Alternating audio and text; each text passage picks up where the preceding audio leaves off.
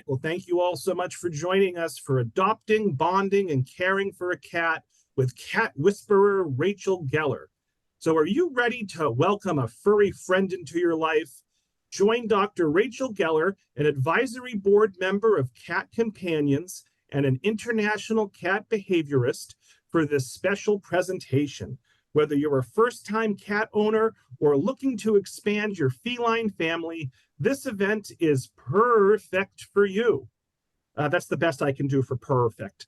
So Rachel will discuss choosing the right cat, creating a safe and welcoming environment, and building a strong bond with your new companion.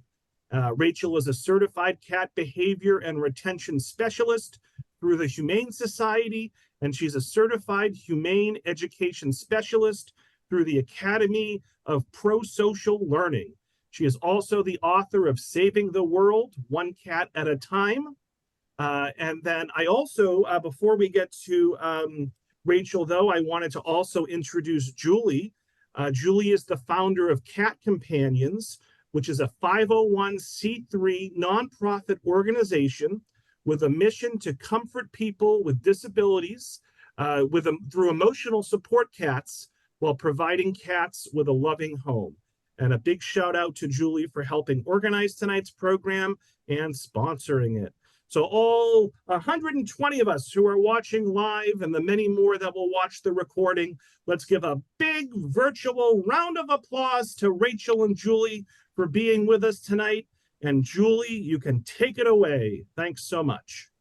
Well, thank you so much for that warm welcome. And it's great to see so many people on the call, or see your names at least.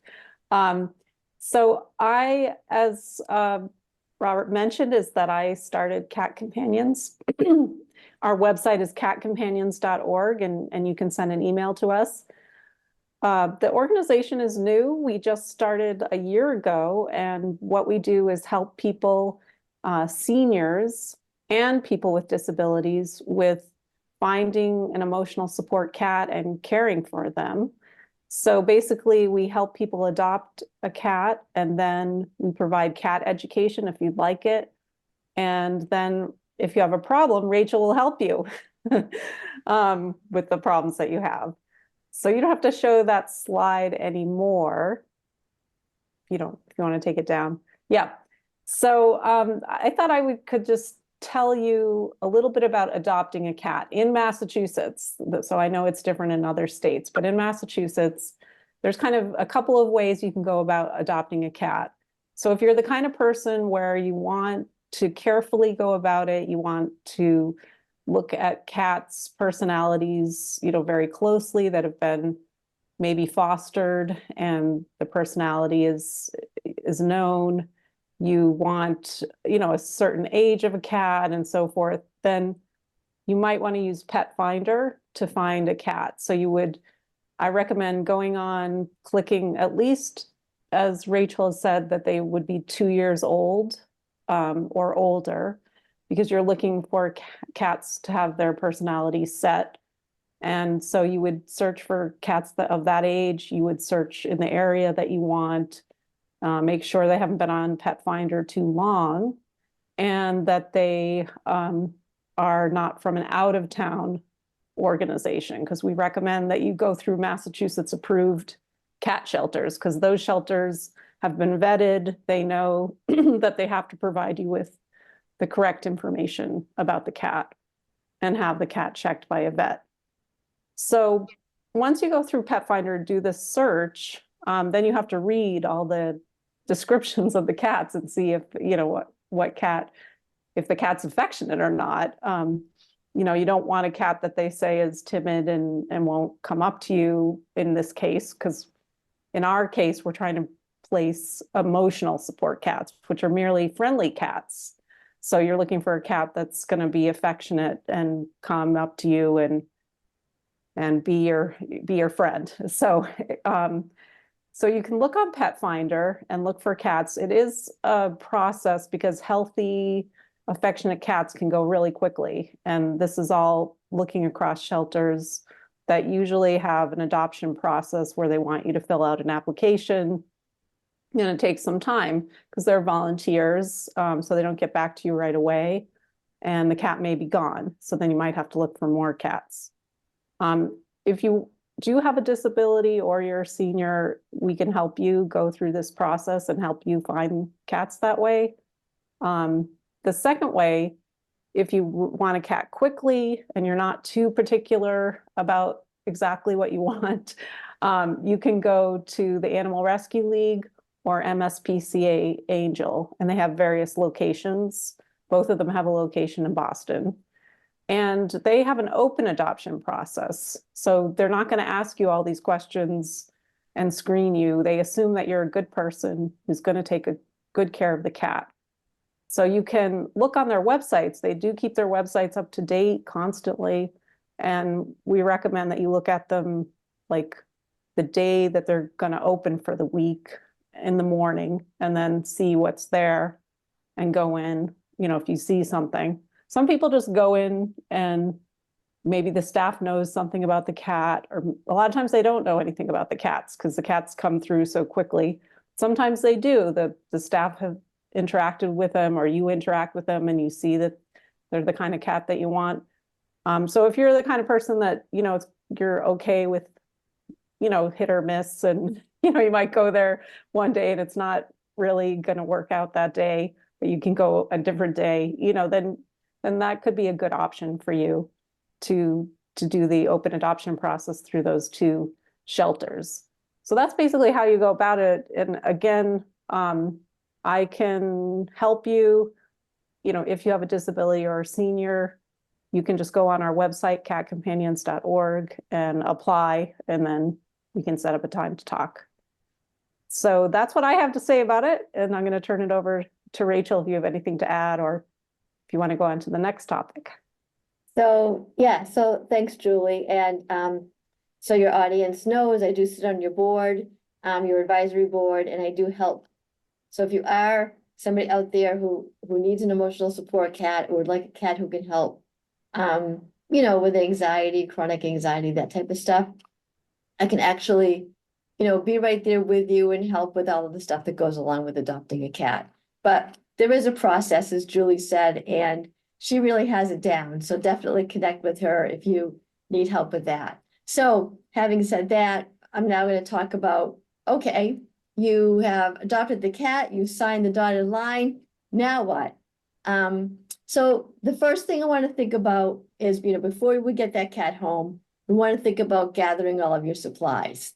So before you actually have that cat in your door, we have a few things we want to make sure so that there is a happy homecoming for your new cat. So let's go over some of those cat essentials that are so important for your cat's happiness, to make sure your cat has everything she needs when she enters her new home. So I always like to highlight first toys, because enrichment is so important for a cat. And particularly you want to think about interactive activity toys. Interactive activity toys are toys where the cat has to do something. The cat is busy. The cat is working to overcome some challenge, or figure out a task, or make something work, or manipulate the toy in some way so that food will be doled out. Interactive toys, and a great example of this is puzzle feeders, are really important for your cat for solo play, because you're not going to be able to be with your cat all of the time, of course, when you first bring her home. So you want her busy and engaged in figuring out challenges and things that are enticing and appealing. So my favorite type of interactive toy is a puzzle feeder. This is a specific type of toy where the cat has to figure something out or manipulate the toy in some way. And when she gets it right, a little piece of food is doled out. And that's very exciting for a cat, because it simulates a hunt and it satisfies a lot of the cat's natural instincts. Cats who have opportunities to, you know, do this type of work to accomplish a task or solve a puzzle, won't be focusing on her own fear and anxiety and stress, which is of course normal when she's been brought into a new home. Most cats do have fear when they are, you know, brought into a new home. They don't realize yet that they have this lovely home and they've hit the jackpot. So they are going to be nervous about being in a strange place. And puzzle feeders really, really help with helping cats overcome that fear and stress. When cats have that ability to hunt and they're successful, they get the food doled out, it does so many positive things for a cat. It makes the cat feel confident. It makes the cat have positive associations with her new environment. It releases all those feel-good chemicals in her brain. So puzzle feeders are number one on my list as a type of toy to have for your cat. The other thing we want is hiding places. So you want your cat to be able to hide if she's scared, but you don't want her to hide underneath the bed or underneath the bureau, because those are places where you can't really get to your cat and you can't interact with your cat. So if the room that you choose for your cat has a bed or a bureau or other furniture that she could get underneath, block that off. You can use luggage, you can use boxes, you can use storage containers, but not block off the underneath parts of that furniture. But do provide accessible hiding places for your cat. This can be a cat tunnel, a cat cube. Make good use of all those Amazon boxes you have hanging around. Boxes are super. A box on its side is a great hiding spot. So a lot of newly adopted cats will want to hide under beds or under couches, which is normal because they're scared. But the difference with a hiding place such as a cat cube or tunnel or box is they are accessible to you. You can sit next to these hiding places and you don't have to like reach all the way under and be threatening if you want to try to interact with the cat. So, okay, the cat hasn't come home yet. We've gathered our essential supplies. Make sure you have that small room where you're going to put all of these items. And now let's really make sure the space is warm and welcoming for the cat. I like to call the room the sanctuary room. That's my little term for it because it kind of gives your cat a little sanctuary in her new home. So make sure you have food and water in the room. Cats do need constant access to clean water, and make sure you change the water daily. I also like to make sure the bowls are such that they don't cause what's called whisker fatigue. So bowls that are too narrow or they're particularly deep, the cat's whiskers will rub against the sides or the edges of those bowls, and it can be uncomfortable for some cats. It causes something called whisker fatigue. So look for bowls that are wide but shallow. That's what's really perfect for a cat. I also like stainless steel bowls. Stainless steel bowls don't affect the taste of the food. They're durable. They're easy to clean. They don't hold in bacteria. I mean, a lot of plastic or ceramic bowls, when they get chipped or they have little cracks in them, can kind of hold in the bacteria or old food, and they start to smell kind of stinky. And often cats don't like those types of smells in bowls. So stainless steel is my number one choice. Of course, you want a litter box in the room, and litter. I recommend for litter boxes that the box be uncovered. And for litter, I recommend choosing something that has a soft, sandy texture that would simulate what you would find outside, and something that doesn't have a lot of additives or perfumey smells added to the litter. A lot of cats won't use litter that has like a scent to it because they want something that resembles what they would find outside. And, you know, the last time I checked, the ground outside isn't scented. So avoid overly perfumey items. You want some cat beds for your cat. They like soft surfaces. You want to make sure you have a scratching post in the room. The scratching post should be at least 3 feet tall, so your cat gets a full stretch, and it needs to be wrapped with either rope or sisal. We do not want a carpet-covered scratching post for your cat. Carpet won't do the job of sloughing off the dead seeds of the nail. It won't condition the claws, and worse, their claws can get entangled in those little loops, and then they won't want to use the scratching post again. So 3 feet tall, rope wrapped or sisal wrapped are your best options. And also in the room, make sure you have vertical space. This can be a cat tree. It can be a window perch. You can repurpose an existing bureau or dresser that's in the room with a soft, cozy quilt on top of it, but make sure you have some spaces that are elevated for your cat to get up high. They really enjoy surveying their territory from an elevated space. Okay, so we have everything that we need for a perfect sanctuary room. And you always, always, always, no matter how confident you think your cat is, you always want to start your cat off in her own small, separate room. Actually, the smaller the room is, the better, because cats do feel more safe and secure in small spaces. Too much territory too soon will be scary and overwhelming for your cat. So select a nice small sanctuary room that's not too overwhelming, and make sure it's cat-proofed for your cat's arrival. We don't want any hiding spaces in the room. We want the underneath the beds and bureaus blocked off. You want to make sure there's no like cracks in the walls or hidey holes that a cat could get into. Cats have movable collarbones. So if they can get their head into a spot, they can get their whole body into a spot. So really make sure there's not those little hidey holes or cracks in the walls that a cat could get into and get stuck behind a wall. I've gone to many homes with the fire department to get cats out of places in walls, so be careful about that. Okay, no cracks, blocked off. Okay, said all that.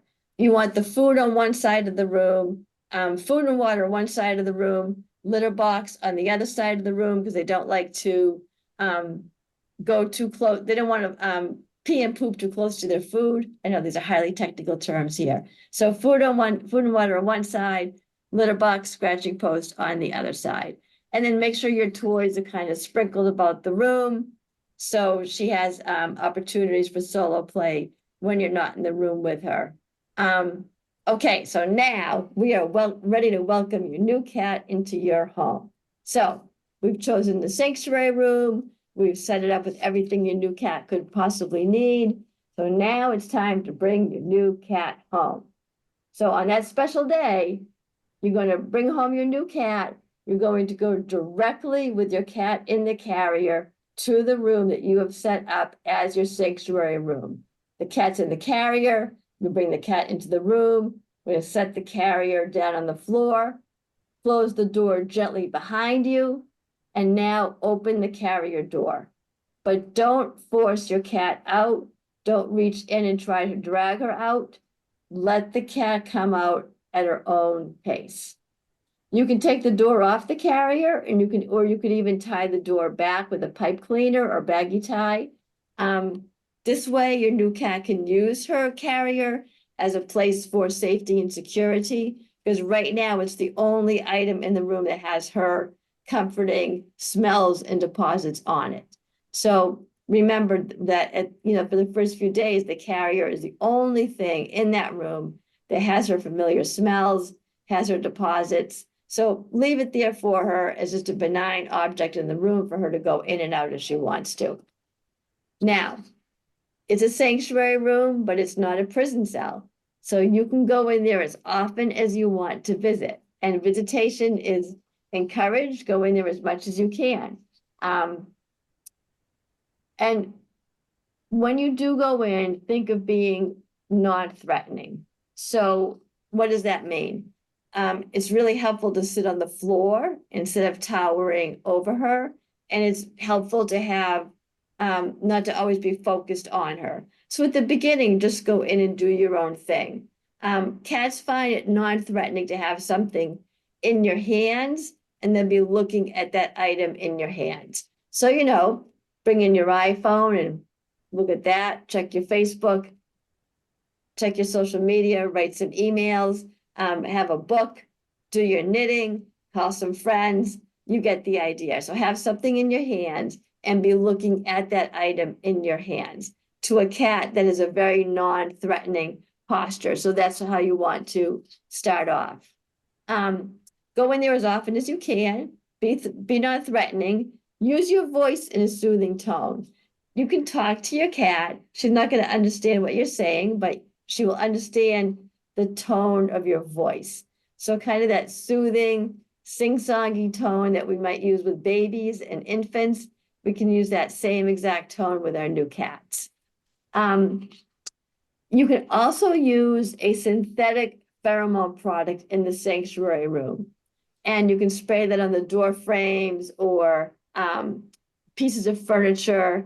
So synthetic pheromone products are a synthetic version of a cat's own feel-good deposits. So you know when a cat is in a new place and she's rubbing her chin on items in the room, or maybe she's even rubbing her chin on you, she's depositing her feel-good deposits, her smells, her scents. She's marking this as a feel-good territory. This is a place that I've already decided is friendly. It feels nice. I feel good here. So when you use a synthetic pheromone product, you're tricking her into thinking that she's already marked the room as a feel-good, friendly place, and that can help your new cat settle in to her new room.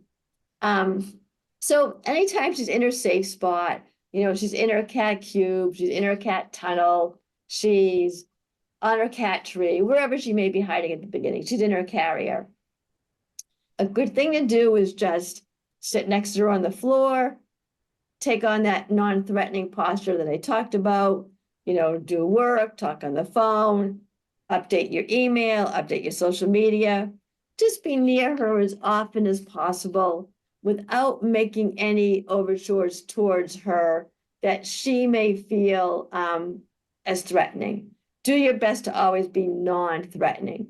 Eventually, your cat is going to feel comfortable with coming over and investigating you. She may come over and sniff your feet. She might come over and sniff your hand.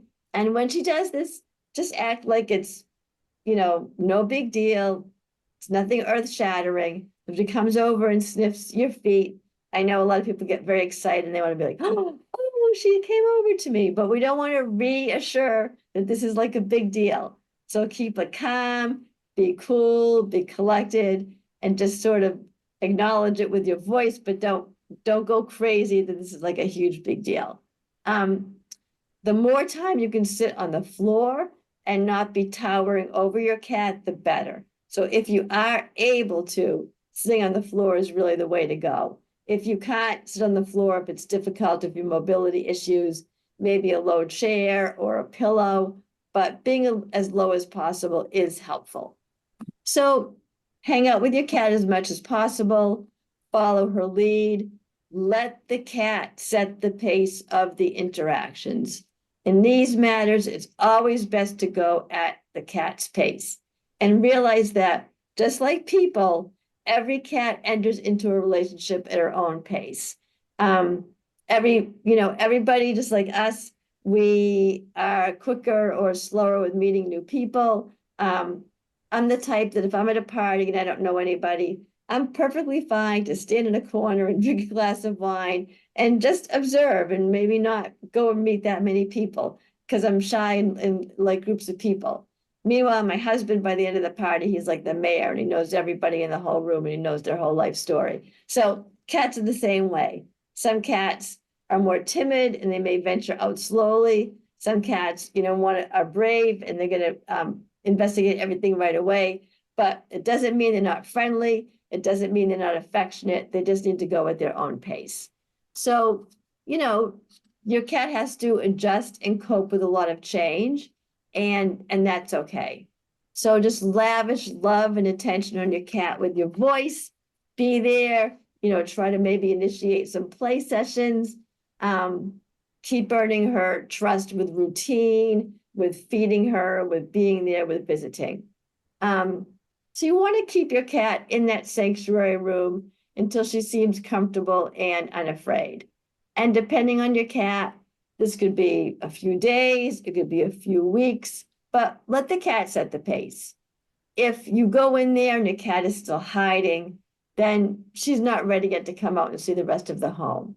But if she's greeting you at the door, if she's trying to get out, if she's following you when you leave the room, then these are signs that she is getting comfortable to explore the rest of the territory behind that sanctuary room door.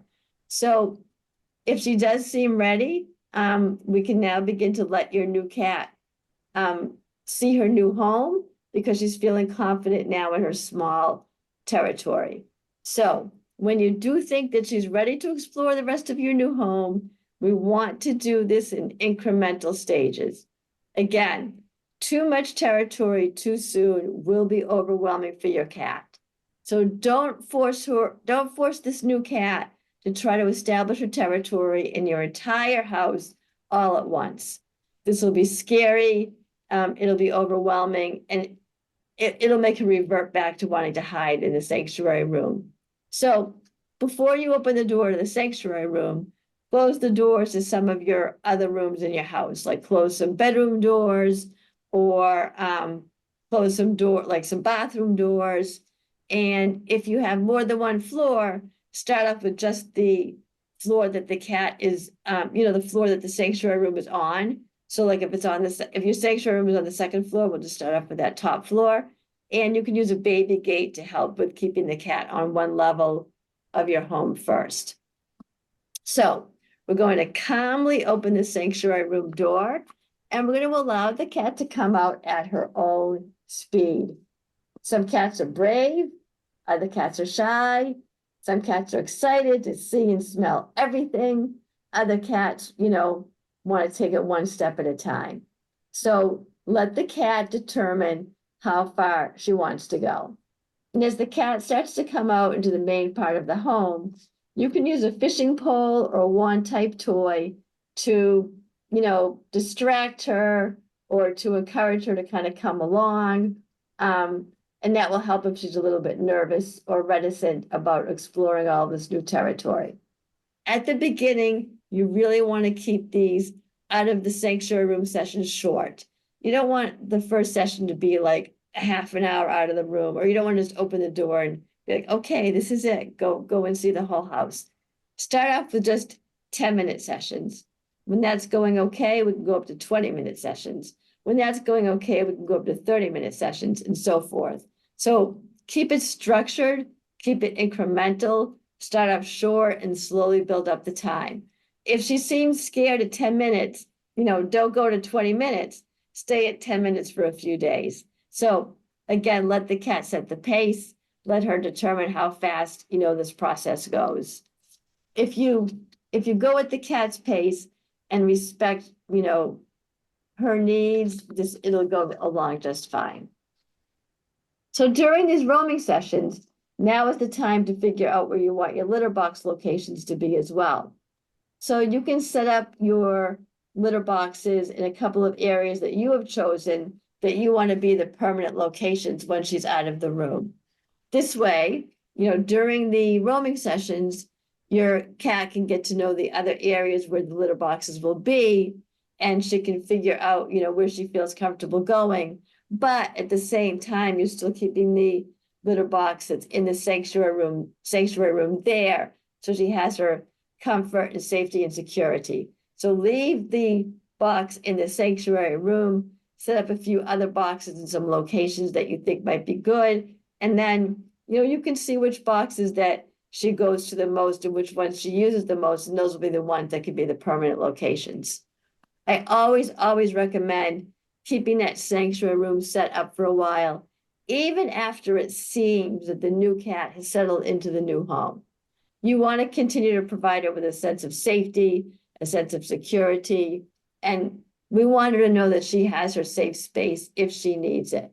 So by presenting your home to your cat gradually, you will decrease that fear, anxiety, and stress that does come with, being in a new location.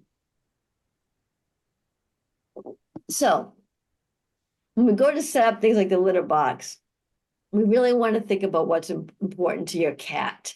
And location of the litter box is probably like one of the most important things to consider when you have a new cat. And this is because cats feel very vulnerable when they are in their litter boxes. They're always concerned about being ambushed by an invader or opponent or another cat.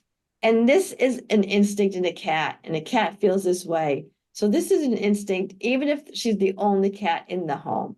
She's going to want a location where she has a clear visual field, She can see all the way around her, and that she knows that there is ample potential for escape and what I call ample visual warning time. So a lot of times when people come to me and they're having litter box problems, is because the box is covered or it's in a location where the cat can't see around her. Like the litter box is in a closet or in a cabinet. Now, we think in terms of privacy, because as humans, we want privacy when we're pooping or peeing. But cats want the opposite. Cats want a clear visual field. They want to see all the way around them. They want to know that if an invader does appear, they are going to be able to escape easily. And they want a lot of warning time, should an invader or opponent appear. So the problem with a covered box is not only does it completely block the cat's visual field, but should an opponent appear, the only means of escape will be right into that opponent's face, because there's only one way in or out. So a lot of cats do not like covered boxes, and a lot of cats don't like locations where the box is, wedged behind something, underneath things, shoved into a corner, behind furniture, in the bathroom, behind the toilet. These kinds of locations can cause litter box aversion. A lot of people like, bathrooms, basements, mudrooms, annexes. They're popular locations for litter boxes for us because they're out of our view, but they're not often good locations for cats. For some cats, when the litter box is in the basement, that stairway can be a harrowing journey. So really think about having a nice open area that isn't blocked by a wall, isn't wedged into something, behind something, under things. Try to have the litter box location as open as possible. Also, a lot of cats don't love litter boxes in the laundry room. If they're in the box and then somebody in the house takes a shower or flushes the toilet and they hear like that, all those pipe noises and the water rushing, sometimes it really startles them. And some cats who get startled when they're in the box then associate the box with that fear, and they won't venture into the box again. So think about all of these things that might cause fear, in your cat when you're thinking about where to set up your litter box. In general, think about escape, visual warning time, and a clear visual field. I know when we go to the bathroom, we're not thinking about escape, but for a cat, it's very, very important. Now let's make sure the cat has the ability to scratch without, turning your couch into confetti or, scratching up your carpets and your rugs. So what I find is the main reasons the posts are not being used are it's not the right texture or material. The location is not convenient, like it's too far away because people don't want to see the scratching post as part of their household decor. There are height and weight issues, or people redirect, but they don't deter at the same time. So like they might put down deterrents, but then they don't redirect to the right post or the other way around.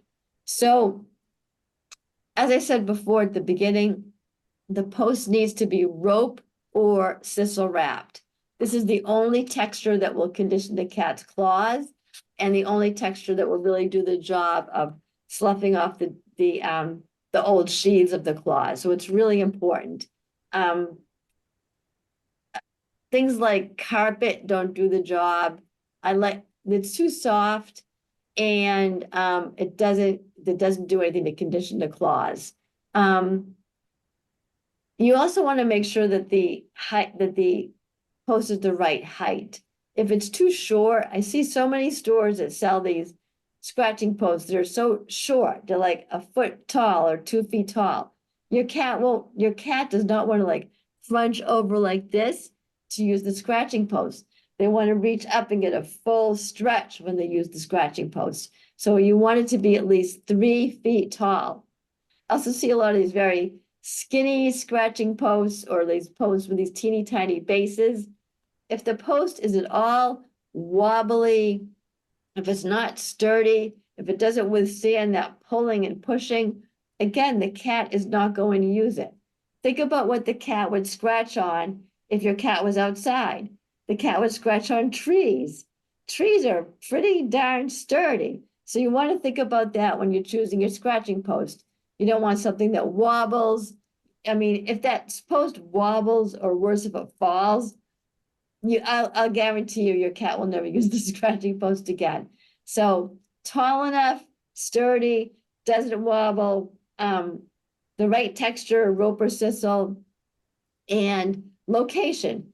Don't put the post somewhere that, the cat has to go like on an indoor hike to get to a scratching post. He's just going to resort to using what's ever closest. And this is when cats start to use, your furniture or the backs of sofas and so forth.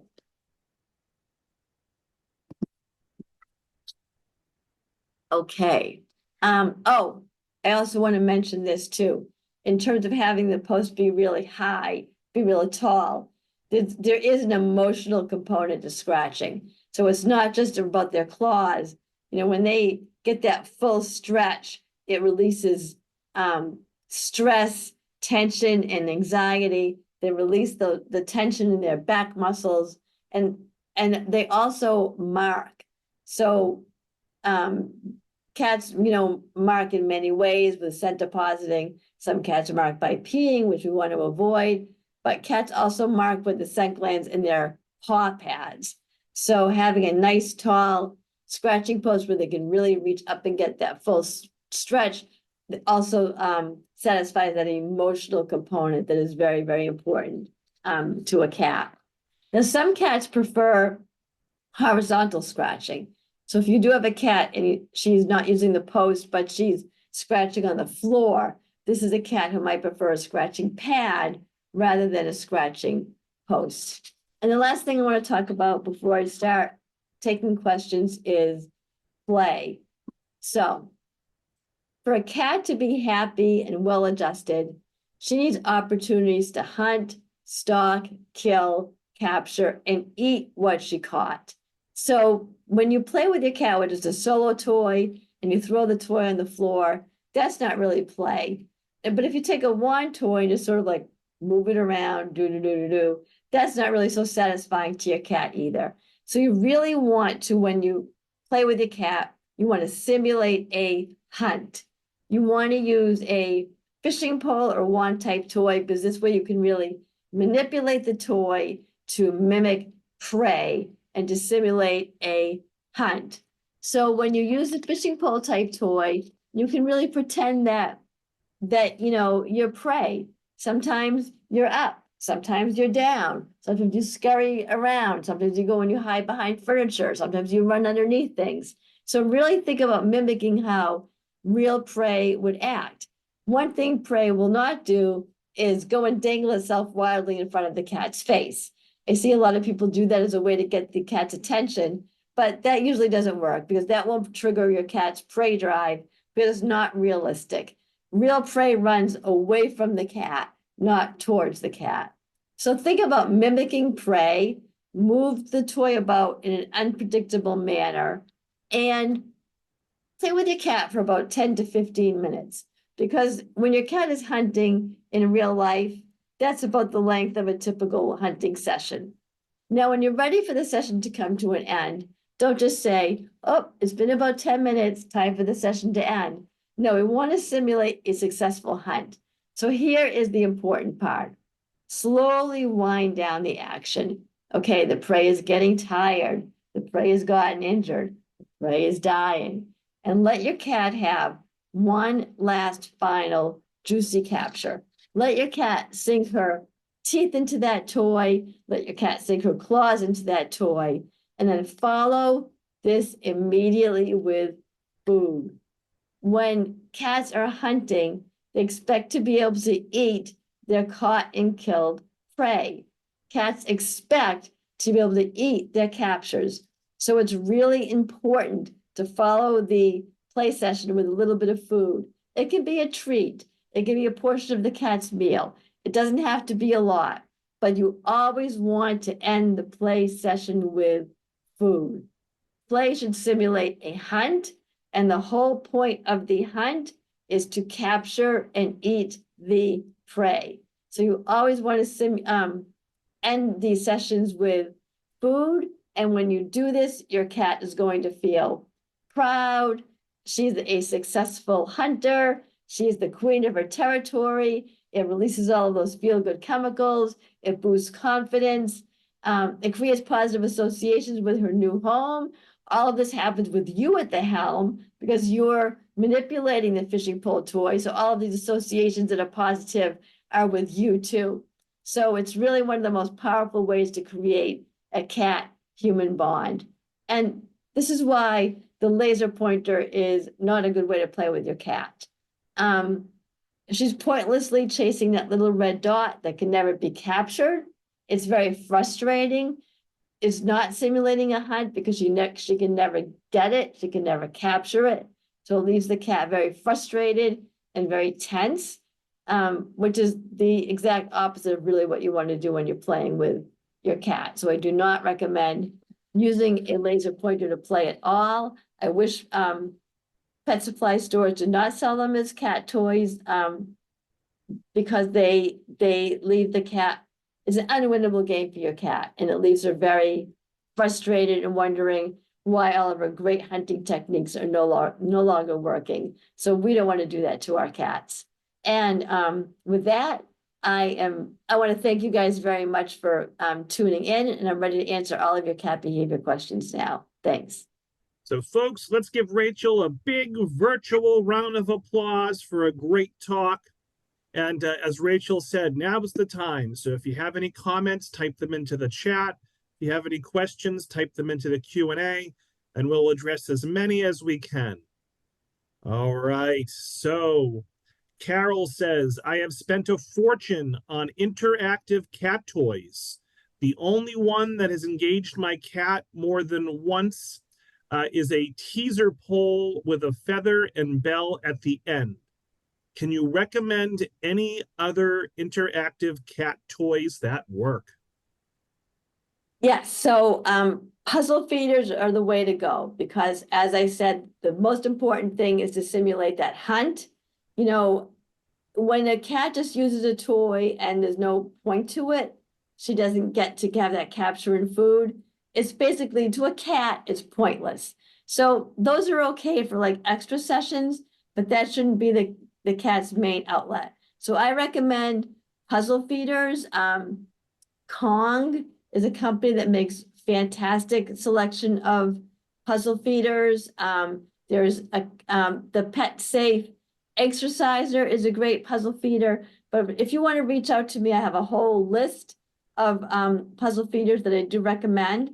And in terms of the wand toy, in order to entice your cat to use it, the one you were talking about with the feather at the end, again, the thing that turns a toy into something boring and repetitive and pointless into something that's enticing and appealing and satisfying is that mimicking a hunt and having that final capture and food at the end.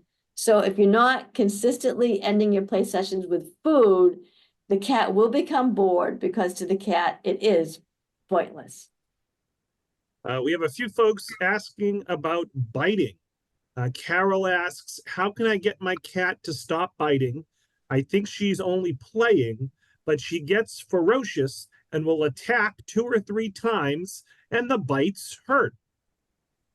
They do hurt. So, okay. So most cats, so if your cat's only form of stimulation and opportunity to sink her teeth into something is your ankles as you walk by or your arm as you're moving, that's what your cat's going to do. So to me, this sounds like a cat who, again, needs more interactive play with the opportunity to get those captures, to sink her teeth into something, and to end with that final capture and food. Again, we want your cat to hunt and stalk and pounce.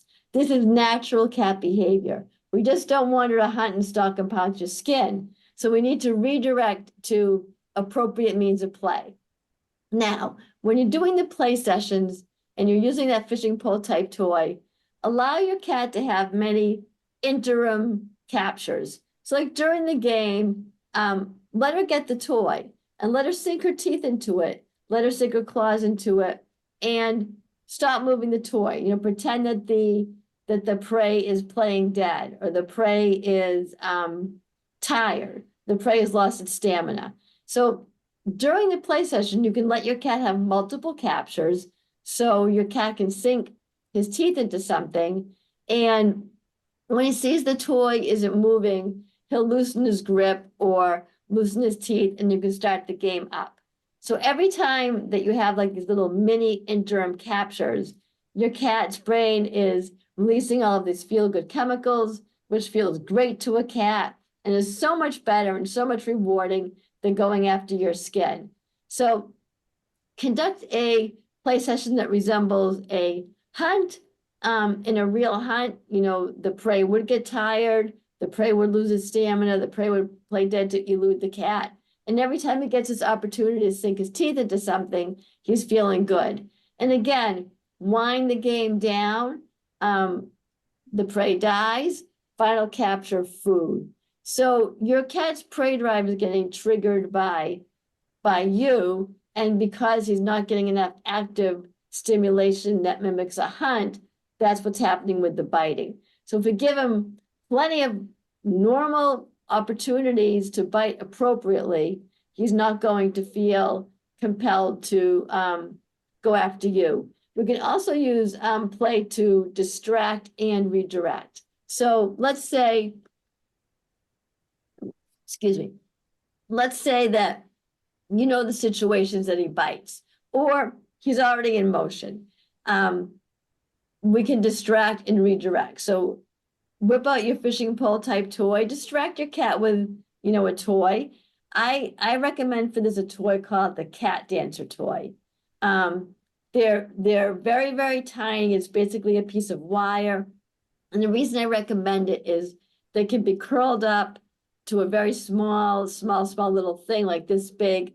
So they can be stashed anywhere, like between under a cushion of the couch or between pillows or basically anywhere. It's a teeny tiny toy. So you can have a whole bunch of them in your home, because when you distract and direct, you don't want to be running around your house to find out where your toys are. So distract your cat. You think your cat's going to bite. You think you have an idea. Err on the side of caution. Be preemptive. So you think your cat's going to bite. Distract your cat with the toy. When you distract the cat with the toy, you now trigger his prey drive, and you shift your cat out of that aggressive mode that's negative into the positive mode of a hunter. So now we shift him to the toy, he's feeling positive, and now quickly engage in a little impromptu interactive play session, provided with multiple captures, wind the game down after about 5 minutes with a final capture and food. He gets to sink his teeth into something. Your cat gets to release his anxiety and tension. Your skin remains safe. Everybody wins. And if you want more about, you know, how to do the play and how to do distract and redirect, I have all kinds of information on that. So just let me know. Lots of folks asking about food. Nikki says, what dry food brand do you suggest? We've tried so many. Our cat likes them, but they cause occasional problems with nausea, vomit, or abdominal pain. So I use on my cats who have sensitive stomachs, the Hills brand, and I use the ID and the ZD. So it's I/D and Z/D, and the brand is Hills. I found it to be like the most the best food for cats who like get nauseous or have stomach issues. And Osmena asks, do you recommend hand feeding cats at least for the first few weeks? I would, you could do that. You might want to put the food like on a spoon or a like a wooden tongue depressor type thing, just to make sure there's enough space between the cat's teeth and your flesh. because you never want to teach your cat that it's okay to bite into your skin, even if it's inadvertent. Excellent. Carol would like to know, how can I get my cat to start using a scratching post? So first we want to start off by making sure you have the right post. So we want it's 3 feet tall, at least 3 feet tall, rope or sisal wrapped, sturdy, nice and wide, not too skinny, and the location. So it should be somewhere where you guys tend to hang out a lot, because that's where the cat is going to want to scratch. If the cat is already scratching, let's say your cat is scratching the couch. So I suggest to people that you deter and redirect at the same time. So a lot of people will set up deterrents, like, sticky products or things that smell badly or things that feel badly to the cat, but they don't redirect at the same time. So let's say it's the couch. So we want to put like double-sided tape, or there's a product called Sticky Paws. There are all kinds of products that are made to deter your cat. In general, think slick or sticky. Those are textures that cats do not like. So use a deterrent that's slick or sticky. But then what you want to do is place the scratching post right by the couch where the cat is inappropriately scratching. So the cat comes up to scratch the couch like he usually does. I'm going up to the couch, which is really inappropriate, but I like to scratch it. And then when it gets there, he sees that the surface is no longer appealing or enticing because it's covered with sticky stuff or slick stuff. But look what we have here. Here is the perfect scratching surface right here, right next to the couch. It's tall enough. It's the right texture. Maybe it's covered in catnip to entice me to use it. So you really want that post right there. So when you deter, there's that other appealing alternative right next to the couch. And I have a whole video and program on scratching if you want to get in touch with me. We also have folks asking about jumping. Their cats are jumping on the sofa and the countertops and the island and the bathroom sink. Similar situation there. How would you combat that? Well, if it's the counters, I mean, a lot of cats do like elevation. If it's the counters, you want to figure out why the cat is going up there. So is it going up there for safety? Is it going up there because he enjoys the elevation? Is it going up there because he smells, the food and the aromas? There's all different reasons for this and all different ways we might work on solving that problem.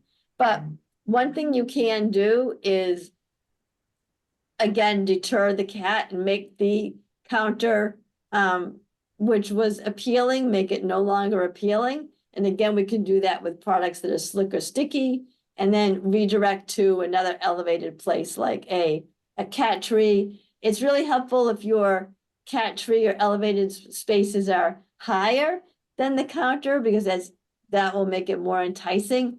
But it's first a matter of figuring out why the cat is going up there in the first place, and then we can figure out how to handle that problem. So that might be something somebody wants to reach out to me about. But yeah, deterring and redirecting and using play and redirecting to something positive will always work. We talked a bit about eating. Let's talk about drinking. Diane says, I've always had cats that want to drink from the dripping faucets. What do you think about cat water fountains? And then we have a similar question. Nikki asks, what brand of cat fountain do you recommend?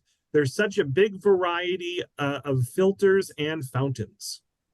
Yeah, I have a cat fountain myself for one of my cats who does love that moving water.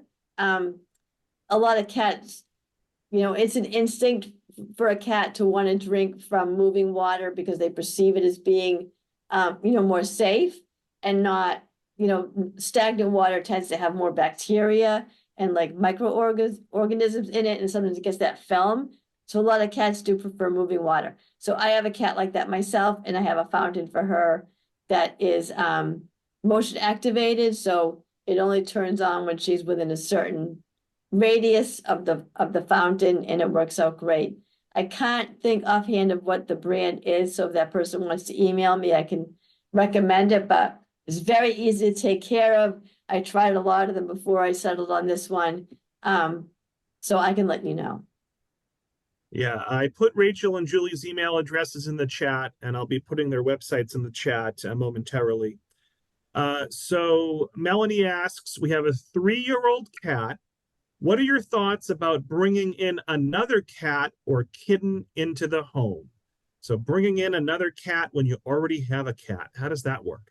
Okay, well, I have a whole program that I can send you the video, or you can find it on my website, of how to introduce a newcomer cat to a resident cat, because it's a whole process. You never want to just plop, a new cat into your resident cat's territory. Territory is very important to a cat, and when a cat feels like her territory is up for grabs, she will not accept that other cat. So you really want to go through the process, and I'm happy to help you with that with my video. It's very self-explanatory, and I go through it step by step. Having said that, it's always helpful to go to a shelter where they know the cats in this particular situation, because then you can match personality. So if you have a cat who is, very, very assertive and confident, you don't want to bring home a cat who's like very shy and timid. And if you have a cat who's, shy, you don't want to bring in a cat who's like a dominant alpha cat. So you want to consider the personality of your cat and then match that with the personality of the new cat. But you have to go through the introduction process no matter what. If you have a 3-year-old cat, your cat hasn't gone through social maturity yet. So a lot of times I recommend to people to adopt a cat over the age of 4, because once after age 4, their personalities are set. And so what you see is what you get, because it is common that cats can change. Think of people as we go through adolescence, and our personalities really change a lot. But then when we're old, we're more set in stone. So if you get a cat who's older, that personality isn't going to change. But your cat is very young, so you probably could go ahead and get a kitten or a young cat and be okay with that. So, folks, I did want to acknowledge we just passed 8 o'clock. Rachel and I game planned beforehand, figuring we wouldn't get to all the questions within the hour. Plus, I babbled for the first 5 minutes. So we're going to go till 8:15. So it is completely socially acceptable if you need to log off in the next 10 minutes and go start watching your sports or your movies or your TV or go to bed or whatever you do. But we're going to go till 8:15. Okay, we're going to try to answer as many of these questions as we can. So Sheila asked, and as a reminder, we are recording and you'll all receive the recording tomorrow. All right, so Sheila asks, we recently adopted 2 7-year-old cat brothers, but we don't particularly like their names. Is there any problem with changing their names? That is a really great question, because so many people, the shelters just give them a name and they try to keep it interesting. Yes, you can absolutely change your cat's names. And really all you need to do is, when you're next to the cat, just say the name as much as possible. And eventually they will associate that, those sounds and syllables with them, and they will respond to their name. So say you want to change the cat's name to Max, every time you're feeding Max, here's your food, Max, good boy, Max, have some water, Max. Use the name a lot, and they will eventually realize that those syllables have to do with them, especially when you do something pleasurable with the cat. So when you're petting the cat, feeding the cat, playing with the cat, those are good times to repeat the desired name over and over again. But yeah, perfectly fine. So David asks, do you have any suggestions or resources on traveling with a cat? Yes. So actually, that's a topic. So every year there's a gigantic webinar called Online Behavior Day. And this year, one of my topics is traveling with a cat in the car and traveling with a cat in an RV. So there's all kinds of processes to get a cat used to both. Again, it would be something incremental. You're not gonna just like jump in the car with your cat and go across the country. First, you have to get the cat used to the carrier. Then you want to get the cat used to the motion of the car and so forth. So, you want to start off getting the cat used to being in a carrier. Maybe do some little trips just walking around the house with the cat in the carrier. Then you'll go to the car, then you'll take some short trips. It's something where you do a little bit at a time and get the cat used to it before you go ahead and take the whole trip. So yeah, there are definitely ways that you can successfully travel with your cat as long as you go step by step and get your cat used to the process. So Margaret wants to know, how can you determine why your cat is meowing? You probably can't, but cats meow for a few different reasons. Well, if the cat is older, a lot of cats will start meowing a lot because they're losing their hearing. If the cat wants more stimulation, they may be meowing to get your attention. If it's a multi-cat household, often cats will meow to locate the other cats in the home. But typically cats mostly meow to us. So it might be a little bit of trial and error. Maybe the cat is hungry. Maybe the cat needs more active stimulation. You could try adding more interactive play, the way I described with the fishing pole toy, making sure that cat gets that final capture in food. A great thing too about if cats who are revved up and meow a lot is when you do use that interactive play, you tap into your cat's natural hunt, eat, sleep cycle. So after you do interactive play and with the final capture in food, the cat is content and relaxed and will take a nap. And a napping cat is a cat who's not walking around meowing all the time. Mary says, my new cats are about 6 years old. They are extremely nervous. One of them scratches a lot and her fur falls out in clumps. Could that be caused by nervousness? Yeah, this is a cat who probably has some form of chronic anxiety. I mean, I like to try, natural methods first. So I would add in the interactive play the way I'm talking about, because it does boost confidence, releases those feel-good chemicals in the brain, creates positive associations, makes the cat feel, in charge, the ruler of her territory, monitoring her territory and standing her ground. All of these things that might cause a cat to be anxious, you can solve with that interactive play with a fishing pole toy. But, you could talk to your veterinarian about chronic anxiety medication or calming treats. There's over-the-counter options, and there's a pharmacological approach as well.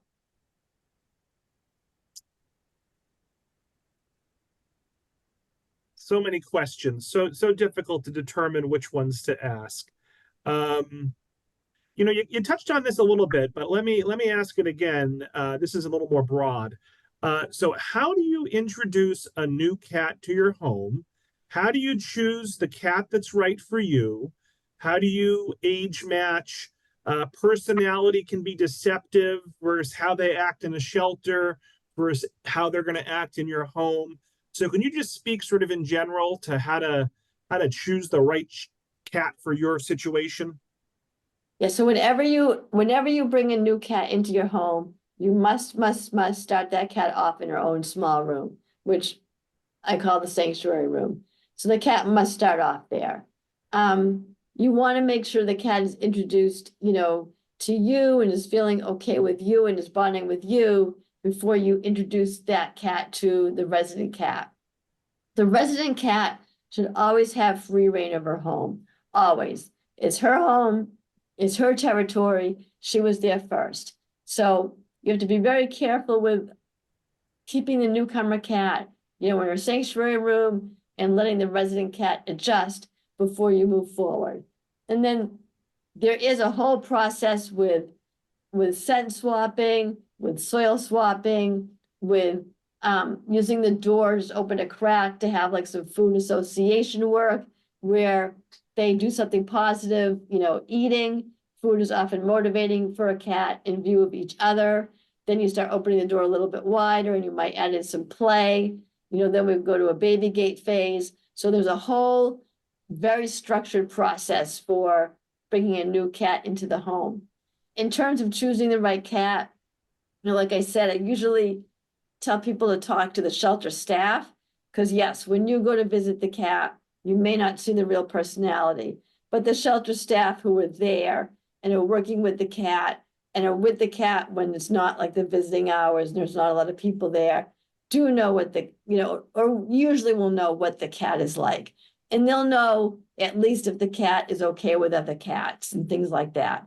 So it's always good to go to a shelter where there's a physical building and they really know their cats well, or they have a foster program where, again, the cats are known to them very well. Sometimes the cats do come in and out very quickly, but often, in a lot of shelters, there is a process where the cats come in, they need to be vetted. So most times they do get to know the cats. With ages, if you have a cat who's over 4, then I suggest, looking for a cat who has already gone through social maturity, and that occurs between the ages of 2 and 4, because then at that point, what you see is what you get, and it's not going to change. We'll take a few more questions. I'm going to combine a couple of questions. Al says, I have my cat for 6 years now, and ever since she was a little kitten, she's very affectionate. She loves getting close to our feet and asking us to pet her with our feet instead of our hands. Is that strange? And then Heidi asks, do you have any suggestions on helping to get a cat used to human touch? Our new kitty is aversive to touch, but enjoys sitting beside us. Okay, so the feet one, what can I say? Whatever floats your boat, right? We're all different too in our preferences, and there's ways I like to be touched or don't like to be touched, and there's always an outlier, right? Like there's a generality of what, we might like, same with our cats, but there's always a cat who likes something else. If that's fine with your cat, and the cat enjoys it, it's fine. In terms of getting a cat used to touch, what I suggest is something called a petting wand. So what a petting wand is a long wand or stick or ruler or yardstick. And what you do is you put something soft at one end. So like, say you have this ruler and I put like a soft like children's mitten or some cut up strips of a t-shirt, something fuzzy, something fleecy, something very, very soft. And I pet the cat with that rather than my hand. So many cats are what's called hand shy. For whatever reason, they haven't gotten used to human hands, and they may not accept touch with your hand, but they will accept touch with a petting wand.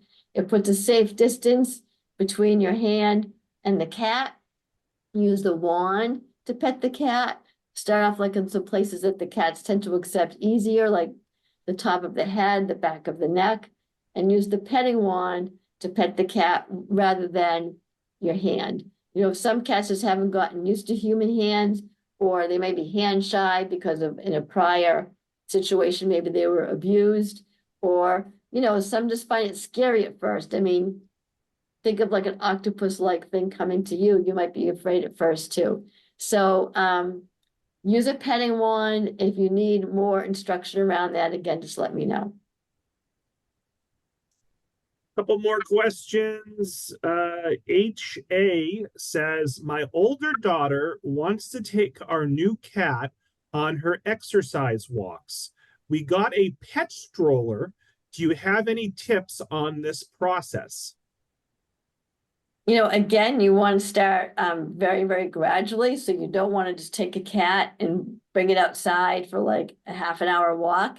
You want to get the cat used to the idea very, very gradually and incrementally. So you might want to first start off just having the cat, in the stroller and in the home, have her be inside in the stroller, just in there.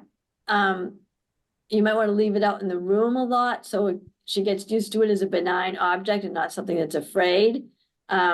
Leave it there, maybe put some treats around it so she's encouraged to go over and explore it.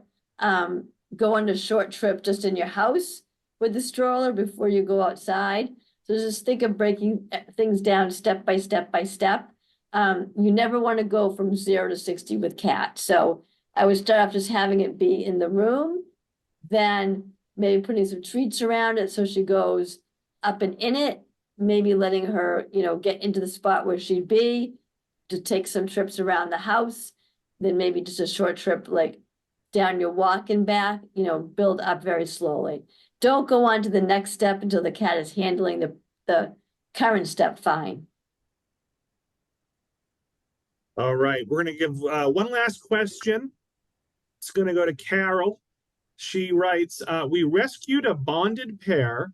The female had some trauma before getting to us. She's skittish. We need to be able to transport them. The female is almost impossible to get into the carrier. We have only had success a couple of times. These times of success took place when she was sleeping or napping. We have tried putting meds in her food, but she will not eat them. She's too smart. How can we get her in a carrier every time we need to? All right, so there's 2 ways to do it. One is, again, we go through a process where she gets desensitized to the carrier. So you can leave the carrier out in your living room all the time. So it just becomes known to your cat as a benign object in the room, or perhaps even a napping spot. You can put a cozy quilt in there. You could throw treats in there and encourage her to go in. If she does go in, you can close the door, just walk around the house and then bring her back. So you can slowly build up her tolerance to the carrier. Now note, I'm saying tolerance, not gleefully embrace. So we just want to get to the idea that she'll be okay with going into the carrier. And I have a whole program for that. So if they want to reach out to me, they can. The other thing that I do, I have a cat who turns to Cujo when it's time to go into the carrier. And I use gabapentin for her. And giving it to her before, she's like a marshmallow. I just pick her up and put her in. And this is a cat who would rip my face off if she wasn't on the gabapentin. Now, yes, if you try to mix any medication in food, usually it doesn't work. Cats have a very, very strong sense of smell. What I do is I get the medication compounded into a treat. I use chicken flavored treats, but you can get the medication compounded to pretty much any flavor that you would like. You put it on the floor and the cat eats it. So I would suggest, rather than taking the medication and trying to hide it in food, which rarely works, to get have your veterinarian send the prescription to a veterinary compounder and get it into a treat so you can just feed it to your cat. Excellent. So Rachel and Julie, I think we're going to leave it there, but I did want to give you an opportunity at the end. Do you have any last words for the audience? Anything you want to, any parting words or anything you wanted to plug or anything like that? I would just say, if I didn't get to your question, I know Robert put my website and information in the chat, so just feel free to reach out, give me some time because there's a lot of you and one of me. So a lot of questions are going to come in at once, but I will answer every single question that comes my way. And you can also go to our website, catcompanions.org, for help with adoption, questions as well. Excellent. Thank you. So folks, let's give Rachel and Julie a big virtual round of applause one last time. Look for an email from me tomorrow with a link to this recording, a link to a feedback survey, our upcoming virtual program lineup. And as I did in the chat, I'll also include Julie and Rachel's email addresses and website addresses. So I hope everyone enjoys the rest of their evening. And I look forward to next time. So thank you so much, Rachel. Thank you so much, Julie. Take care. Thank you. Bye-bye.